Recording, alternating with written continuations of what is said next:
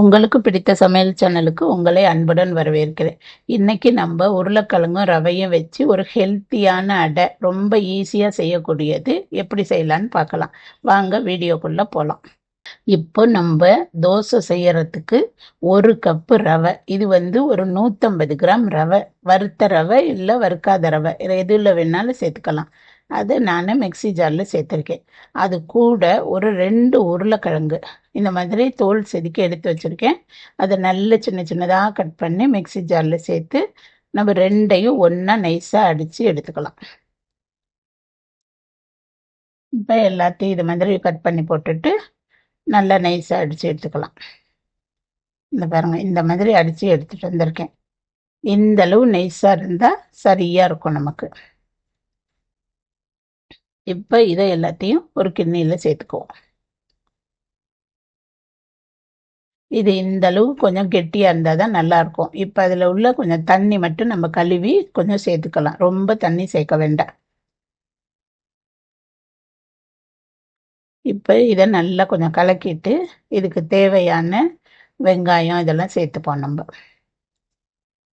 நான் ஒரு வெங்காயம் சின்ன சின்னதாக கட் பண்ணி வச்சுருக்கேன், அதை இதில் சேர்த்துக்கிறேன்.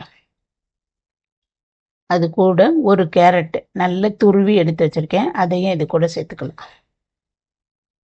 இப்போ ஒரு தக்காளி, சின்ன தக்காளியை குட்டி குட்டியாக கட் பண்ணியிருக்கேன், அதுவும் இது கூட சேர்த்து போட்டுக்கலாம். ஒரு பொடி கொத்தமல்லி. இதுக்கு தேவையான உப்பு.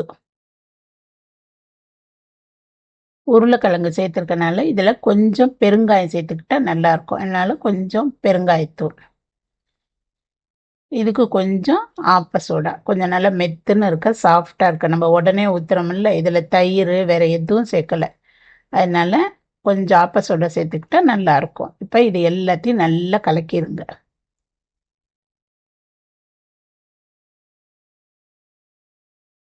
இப்போ இது கூட கொஞ்சம் மஞ்சத்தூள் சேர்த்துக்கலாம். இப்போ கொஞ்சம் கலர் நல்லாயிருக்கும், அதுக்காக தான். இப்போ இதையும் சேர்த்து நல்லா கலக்கி மூடி ஒரு 10 நிமிஷம் நம்ம மூடி வச்சுப்போம்.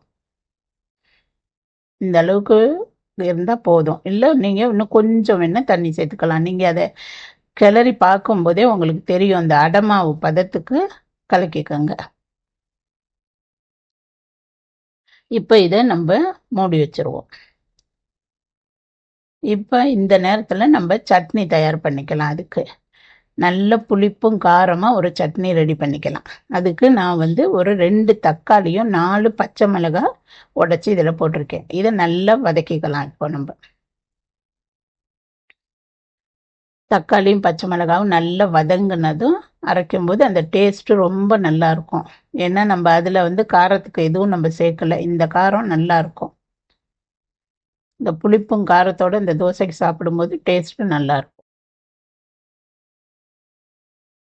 இதை இந்த மாதிரி கொஞ்சம் நல்லா வதக்கிக்கோங்க.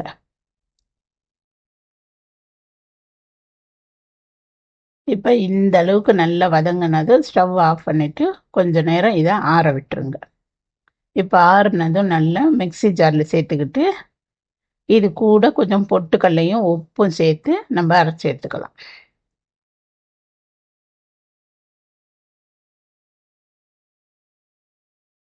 இப்போ அதுக்கு தேவையான உப்பு கொஞ்சம் சேர்த்துக்கோங்க. ஒரு பொடி பொட்டுக்கடலை சேர்த்துக்கலாம், இல்லை நீங்கள் வேர்க்கடலை கூட சேர்க்கலாம். டேஸ்ட்டு நல்லாயிருக்கும். இந்த அளவு இதில் தேங்காவோ வெங்காயமோ எதுவும் இல்லாமல் அரைங்க, ரொம்ப டேஸ்ட்டாக இருக்கும். இப்போ இதை நல்லா அடித்து எடுத்துப்போம். இது ரொம்ப நைஸாகவும் இல்லாமல் கொஞ்சம் குறன்னு இல்லாமல் கரெக்டாக அடிச்சுக்கிட்டிங்கன்னா நல்லாயிருக்கும். இதுக்கு தாளிக்கெல்லாம் தேவையில்லை, இதை சும்மாவே சாப்பிட நல்லாவே இருக்கும். இது இட்லி தோசை சாதத்துக்கு எல்லாத்துக்குமே சாப்பிட இந்த சட்னி ரொம்ப நல்லாயிருக்கும். இப்போ நம்ம அடுப்பில் நான் ஒரு இரும்பு கடாய் வச்சு அந்த அடை ஊற்ற போகிறேன். நீங்கள் வேறு தாளிக்கிறது கூட குழியாக இருந்துச்சு அப்படின்னா அதுவும் வச்சு ஊற்றினா நல்லா வரும். இப்போ அதில் ஒரு ஸ்பூன் எண்ணெய் ஊற்றிருக்கேன்.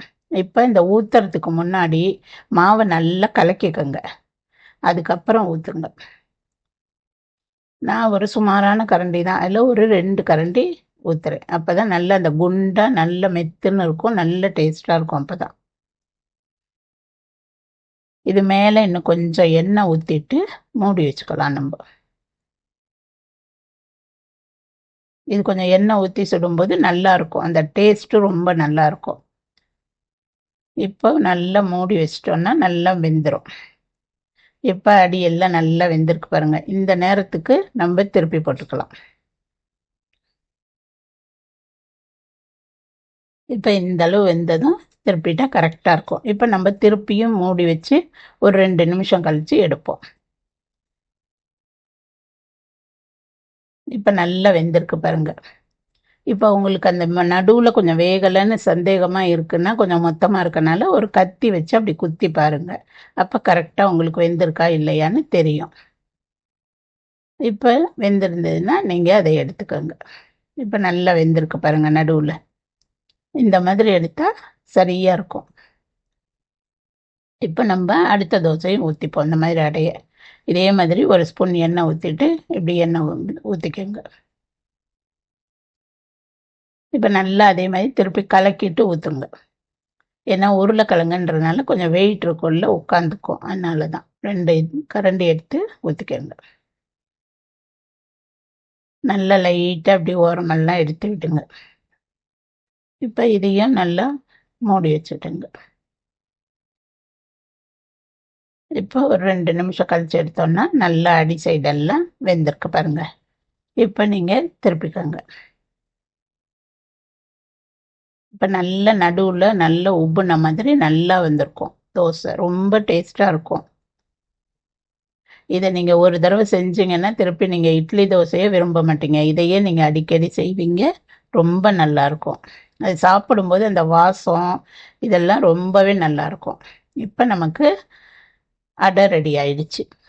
இப்போ இந்த அடை நல்லா இப்படி பிச்சு பாருங்க. உள்ளுக்குள்ளே எவ்வளோ சாஃப்டாக நல்ல லேயராக இருக்கும்.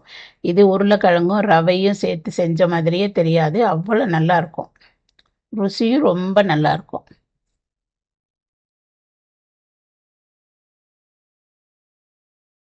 இந்த உருளைக்கிழங்கு ரவை அடையை நீங்களும் வீட்டில் செஞ்சு பார்த்துட்டு எப்படி இருக்குன்னு கமெண்ட் பண்ணுங்கள், லைக் பண்ணுங்கள், ஷேர் பண்ணுங்கள். மறக்காமல் சப்ஸ்கிரைப் பண்ணுங்கள்.